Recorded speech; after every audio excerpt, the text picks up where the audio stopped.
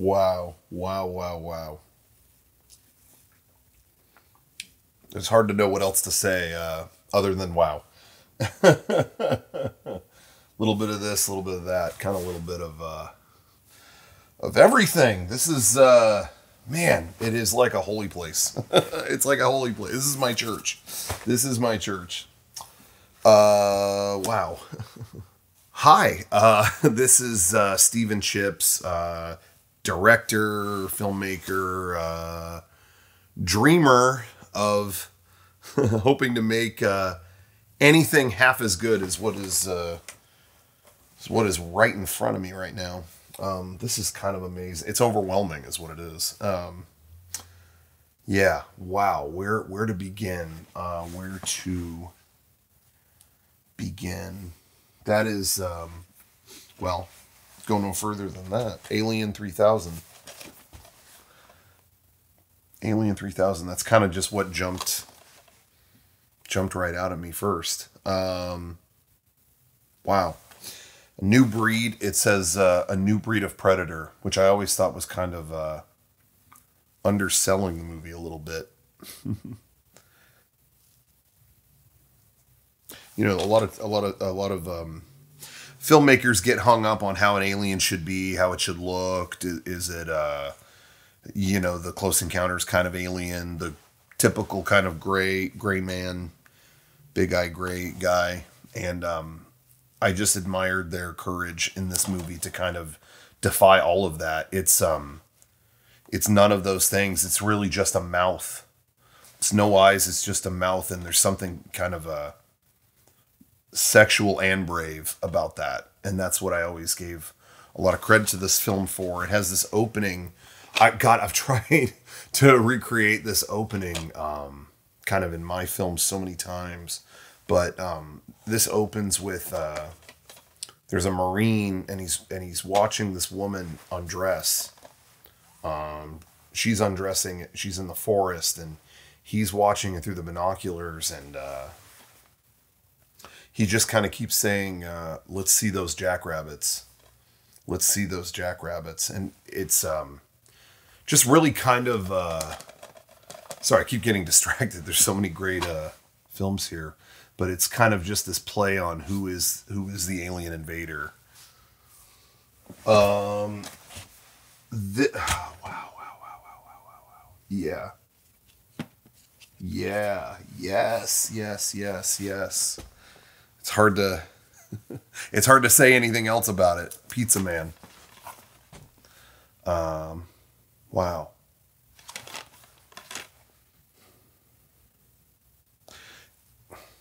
Yeah, it almost kind of takes the wind out of the room a little bit, knowing what happened on the set of this. But you know, Frankie Muniz is you know, he's back. He's tweeting again, and I'm happy to see it. But you know, there's always kind of be a dark cloud over what happened.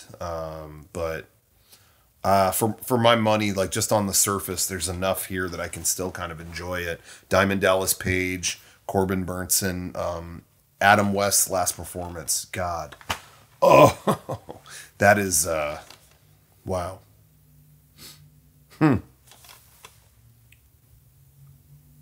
You almost have to own Adam West's last performance, you know. It's like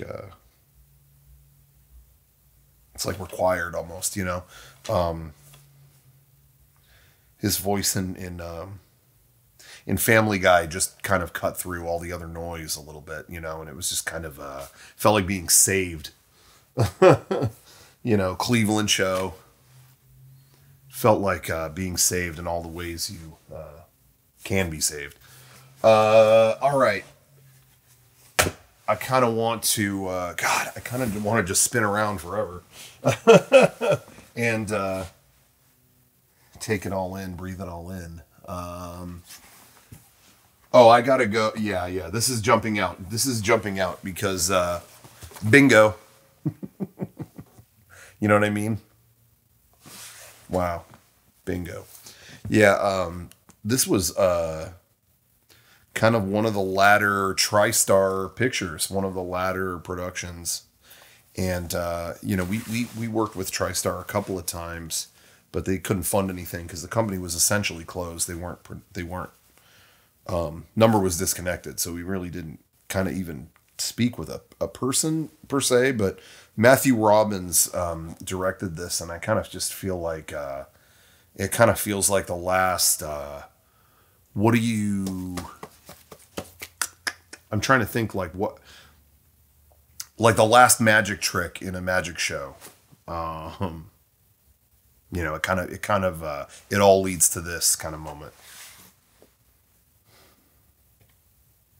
Because this dog goes 1,000 miles, travels 1,000 miles. And he's got this partner, Chucky. Really going, essentially you make a list of anywhere a dog shouldn't be, and this dog went. It's kind of, it's just one of those kind of stories where you feel like that dog is me kind of thing, and I know there's a lot of those, Marley and Me and all that kind of dog cinema, but this is really kind of where it reached its apex, where you could still use a real dog in a movie, and if you lost it, you just get another one. And that's how I just feel like the performances really are always going to be better if the dog thinks that's the last thing it'll ever do. Unfortunately, Matthew Robbins didn't feel the same way, and he didn't make another movie like this, but I still think this is the coolest circus pup in town, and it says that on the cover, so it must be true. Okay, this one's jumping immediately right out at me. PI Blues, 1998 classic, and I'm gonna have to ask you guys to get this on Blu-ray. Not that the DVD isn't good enough, but this is really kind of amazing stuff. Detective and a turtle, are kind of at odds with each other, which is always kind of fun to think about when you're putting two kind of disparate genres ostensibly kind of juxtaposed against each other. You just kind of get, well, one guy has been solving crimes and murders and you name it. Meanwhile, this turtle has no concept of these things and just wants to eat like a melon. But what I think is, what I thought this brought to light was kind of how a turtle can live. I mean, a real big one, tortoise kind of thing, can go up to easily 200 years. And that's a level of experience that, like, a man is not going to have. A man is definitely not going to have that. So I really give them a lot of credit for kind of like opening that door and, I don't know, showing us something. That's kind of what it's all about, instead of keeping our head in the shell, so to speak, which is something that they could also taught that turtle. Could have shocked him or something to make sure he's awake. It's hard to not grab 20 copies of this. This is, I don't know if, I gotta start putting, I'm not even using my bag here. Don't mind me. Let me, fill her up. Okay. Sweet potato pie. Sweet potato pie. Now this is something that, I never liked sweet potato pie. I thought this was kind of a bastardization a little bit of one of my favorite Kurosawa films, High and Low. I felt like Sweet Potato Pie kind of almost lifted. It's almost kind of a statement on plagiarism a little bit. And in fact, that's why I'm actually taking this. It's almost like a cautionary tale, because I feel like Mark 7, Saphir, and Mr. Short Cop really studied Mr. Kurosawa's homework a little bit too much, maybe. And but that's what I mean, is like there's kind of like it's almost impossible to not learn something watching Sweet Potato Pie, even though it's wrought with plagiarism, and it really is kind of little bit kind of fuck the industry up a little bit. Now read this description, and what does this sound like to you? This is just off the back. In the great American Pie fashion, Chuck, Trey, and Perry set out on a we gonna get some adventure that takes the Virgin trio from the loving clutches of Enchilada, a 300-pound sex-starved neighbor, to run in with the very experienced Anaconda, ... and a sweet potato pie. So you're already halfway through, you know how this ends, and you know that you've seen it. But, you know, I guess if you have trouble reading subtitles, maybe, you know, in Japanese film, maybe you pick up Sweet Potato Pie, and that's a little easier of a watch. But it's just sad what happened with this, and they deserved what happened. That horrible, what happened to them after this got released. Okay. Ooh, gosh. It's like starting to weigh on me. It's starting to weigh on me. It just, starting to weigh on me. It's like the words set in. The words, you listen, you read the words, you listen, and it all just kind of hits you at once, you know? It's, there's a lot happening here. This is where it kind of happens. I do have to point out, yeah. Streets of Pain. Don't mind me to take a couple of copies of that. Streets of Pain, experience life on the streets of New York with, well, you know who, Pastor Bill Wilson. Wow. It's time you took a closer look at the real Street of Pain. Difficult to watch? Yes. It's inappropriate for younger viewers. But these are the people that Jesus Christ died for. Okay. You know? Wow. And this is burned to a DVD-R because even the major studios didn't want to print this, you know? Almost makes it more special. Yeah, I'm gonna grab that. I'm gonna grab that. Now this is one we tried, and there's kind of a sad story, I guess, attached to this. This is one we tried to redo a little bit ourselves. Hardhitting Grooves, NFL Hardhitting Grooves. And what's funny is we actually, me and my crew at the studio, we actually tried to remake this.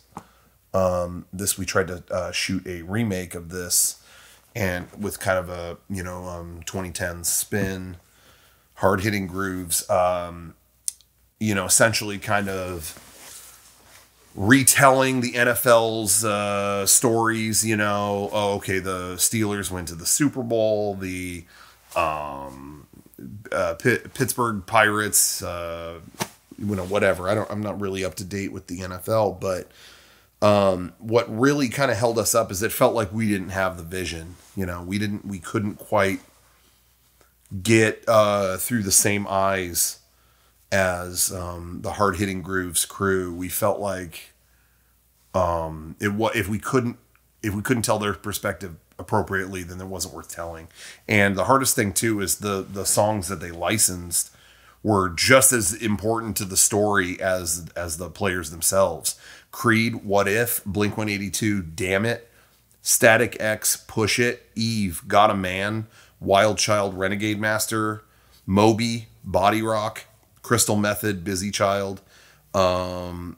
If you can't get even one of those, it's like a Jenga tower. The whole thing kind of falls. So we did not remake Hardhitting Grooves. There's probably a lot of film fans out there that are happy about that. We did not touch it, but we really wanted to. I wish we could have. Okay, this is another. This again is just like like a siren going off. Oh, I gotta put that in my bag. Hold on. I gotta get that in my trusty film sack here. Okay. I put God damn it, put the wrong movie in there. This is what I wanted to show, and I'm sorry about that. Your editors can remove that. This is Firehouse Dog. Firehouse Dog, which I think was one of Ceiling Fan Media's earliest releases. I think this studio, really, this whole kind of media operation here, I don't know, some of the people behind the camera might be a little mad if I say this, but I feel like this is kind of the house that Firehouse Dog built a little bit. And I really, this is kind of what's incredible about you guys and everyone at Ceiling Fan Media is, this is the full screen edition, which was the aspect ratio they intended to shoot, because there was always fear that when they brought Firehouse Dog films to television, there would be cropping or matting issues. You wouldn't be able to see the full fire or the dog putting out the fire. I remember having this, when I was a kid, we had this kind of, we had a widescreen TV. Well, obviously, a lot of them were widescreen, but we had a super wide monitor. I think it was like 8K kind of, I didn't really have a lot of 8K media, but it was huge. And it was ultra kind of Panavision scope television. And you almost saw too much of the fire hose, because the dog would grab the fire hose to put out the fire and grab it by the head, it would get the kind of the girth of the fire hose in its mouth and run. But then you would see at the end of the hose, you could actually see the trainer feeding him the hose, like unravel it. And that just took me out. I was so fucked up as a kid, seeing that. I thought the dog was putting out the fires by itself, but I'm seeing this guy, they've got the fire hose, they're unraveling it more. They've got the taser ready in case the dog fucks up. It just kind of took me out of it, but this is back to basics, which is always good. Kind of just put the dog back in the spotlight instead of the humans. So, and this kid was great. This kid was really good. Josh Hutcherson. I don't think he acted again, but what a way to go. It's kind of amazing to kind of like one and done like this. The special features, it's really kind of the reason I love your guys' releases. Dog treats featurettes. And so that's kind of cool. Each featurette is called a dog treat, which I think is kind of apropos a little bit. Firehouse Dog, a true Hollywood story. Deleted scenes with optional director's commentary. And I'm not trying to take credit. I'm not trying to take credit for anybody's work, but I was kind of the one that reached out to Ceiling Fan. God, this had to be at least a decade ago. And I remember reaching out just saying like, hey, these deleted scenes kind of speak for themselves. They don't necessarily need the director talking in and out and through them. I think you could kind of watch it either way, because they wanted his commentary hard locked, one audio track throughout, and I think that's so. Some of these deleted scenes say so much with no words. There's literally a fire that like you see how it starts. The big computer monitor falls on the kid. The kid's bleeding out like crazy. And there's no word spoken. Obviously the kid can't talk. So this thing is just suffocating him. You see the spark, it ignites the drape, whatever. And the fire starts, and it's this incredible kind of one take where it just, it's almost like that kind of Fight Club shot through the apartment. It kind of just zooms out, and it's going to the firehouse down the street, and the dog hears the alarm and just knows what to do. Like it's almost like no influence from humanity, which is kind of almost weird statement on humanity itself. It's almost like without our influence, is the world, I don't know, safer, better. Anyway, this was far and away my favorite Fox Family Channel movie, and I'm glad you guys gave it a release. Sorry, that is going in the. I'm not forgetting to put that one in the bag. I'm not forgetting that one. Okay. Man, this is starting to. I don't know when you're planning to go home, but man, man, oh man, oh man. Okay, this is Royal Rumble 2006. I'm not a wrestling guy, so I'm going to I'll leave that with you. Okay, this one, yes. All of the yes on this one. Hot milk. This, God, what year was this? This is killing me.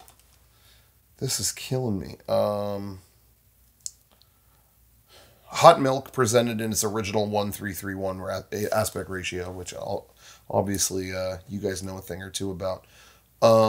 This is a Spanish film. I've never seen this. I'm just realizing I don't really even kind of know what it is, but I'm going to put that in my bag. Okay, now, no introduction really needed. Aviation Humor, Volume 1. Part 1. It's always kind of, God, what do you even say? What is the word? Transcendent. It's to put any other way would be almost wrong. I think it was a transcendent kind of movement when Rod Machado kind of was brave enough to take the pilot world or commercial airline world and just poke fun at it and just kind of, it used to be when you'd fly on a plane you wouldn't even hear from the pilot, but this guy kind of broke that barrier down. And now it's like, I was flying Spirit last week, and you could hear the pilot spoke over the speaker. We were flying into Salt Lake City, and this pilot goes, good news, folks. I think I can get you there," which is just kind of fun. And I think we're in a better place now that pilots can kind of joke as much as you and I can joke. Because that was always this kind of mentality was lock them in the cockpit and shut the fuck up. And just Rod cut through that. Rod said, no, leave the door open. I got something to say. Which was, God, that quote haunts me. You want to talk about haunting? That is something else. It's something else. Okay. Wow. God, I don't know if I should get on my knees and pray. The Dog Sitter on DVD. Go Dog Go. It's a howl of a great show. Shot in doggy cam. This is one of the only movies I think ever shot in doggy cam. I think it was kind of transitionary period. Film had kind of given way to digital, but right in this, there was this brief window where you had doggy cam, where it's just, tie the cam to the dog and just let her rip. Just let that thing go. And if it's hungry or if it needs water or it's tired, you're getting that footage too. So I think that was always kind of a very real, it's very real kind of filmmaking, very raw, especially when the dog is like clearly hurting. It's suffering, but you don't cut. That's the thing. You don't cut with doggy cam. Ben and Betty Bird are in it. Daniel Duck and friends. And these are just ducks the dog is watching on the television because these things are stupid. And they don't know they're not real. Charles Chipmunk, Henry Hamster, Rocky Raccoon. It's just a song came up with. Okay, that's going in the bag. All right. Hard to walk out of the room. I'm sure some people want to go home now, but it's hard to walk out without bringing up Los Asesinos. That is Spanish for the asses. And these guys know what they like. They know what they like, and they're not going to leave until they get it. All right. I think we've almost got all of them here. Wow. Wow, wow, wow, wow, wow. This is, I don't know how you guys work here.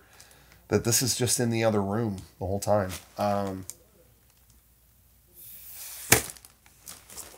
God, maybe I should look at some other stuff before I get to this. This is gonna break me.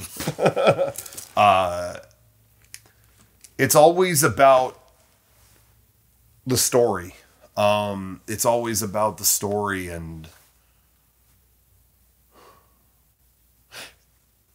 I think I've learned more over time. It's less about the story you bring to the camera and more about the kind of what the story it brings to you. You know what I mean? Like, you almost have to listen to where the words are taking you and where the lens is taking you. You know, I used to storyboard everything out like ironclad, set in stone kind of thing. And now I just don't, that is just not how I work.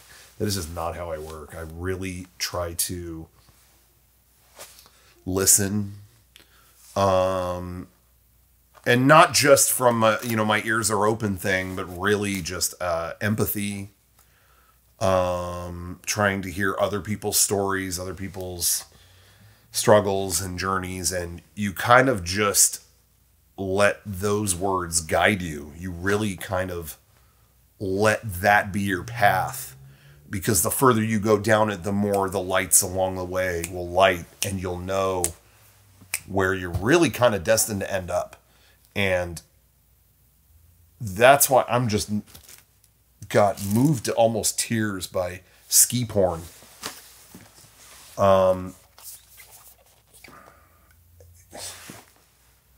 It really is so crazy how this kind of film used to just be indoors or done under the hot lights of the studio, you know, and health checks and, or do you have this? Did you diagnose this? Are you safe? And, that is just not life.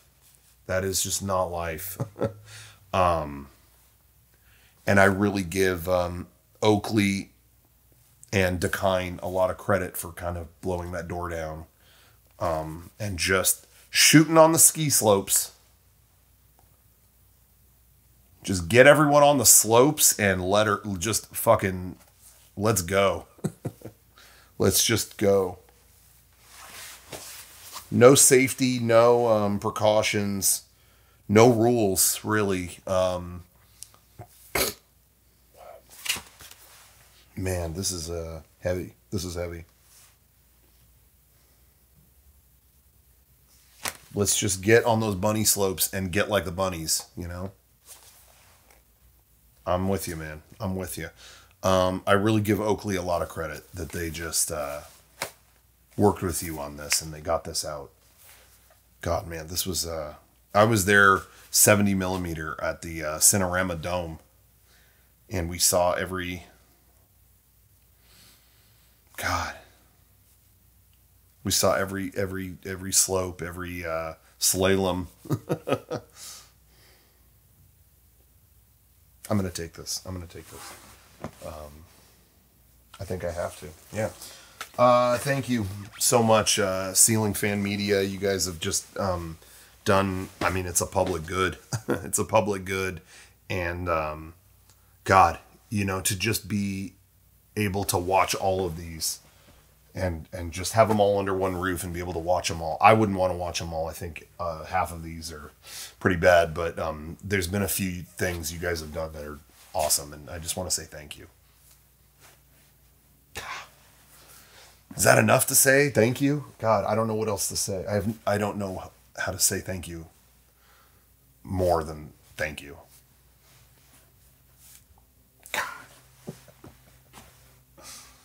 Oh my God. I have to go. Oh, I have to get out of here. No, I really do have to get out of here. I have a heart out.